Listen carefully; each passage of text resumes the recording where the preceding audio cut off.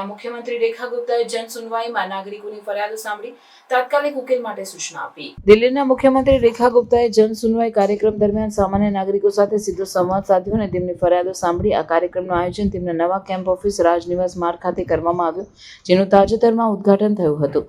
મુખ્યમંત્રી તરીકે રેખા ગુપ્તાની આ પહેલ જન સુનવાઈ હતી, જેમાં અનેક નાગરિકોએ પોતાના પ્રશ્નો અને સૂચનો રજૂ કર્યા. રેખા ગુપ્તાએ નાગરિકોની ફરિયાદોનું ધ્યાનપૂર્વક સાંભળીને તાત્કાલિક નિરાકરણ માટે સંબંધિત અધિકારીઓને સૂચના આપી. તેમણે જણાવ્યું કે તેમની સરકાર દરેક નાગરિકની ફરિયાદને સમયમર્યાદામાં ઉકેલવા પ્રતિબદ્ધ છે અને પ્રશાસનને વધુ પારદર્શી, જવાબદાર અને જનમૈત્રી બનાવવા માટે સતત પ્રયત્નશીલ છે. આ કાર્યક્રમમાં ખાસ કરીને મહિલાઓ અને વયસ્ક નાગરિકોએ પોતાના પ્રશ્નો રજૂ કર્યા હતા. રેખા ગુપ્તાએ જણાવ્યું કે આવી જન સુનવાઈઓથી સરકાર અને નાગરિકો વચ્ચે સીધો સંવાદ સ્થાપિત થાય છે અને લોકોના પ્રશ્નો ઝડપથી ઉકેલાય છે. તેમણે ઉમેર્યું કે આવી પહેલોથી નાગરિકોનો વિશ્વાસ વધે છે અને પ્રશાસન વધુ જવાબદાર બને છે.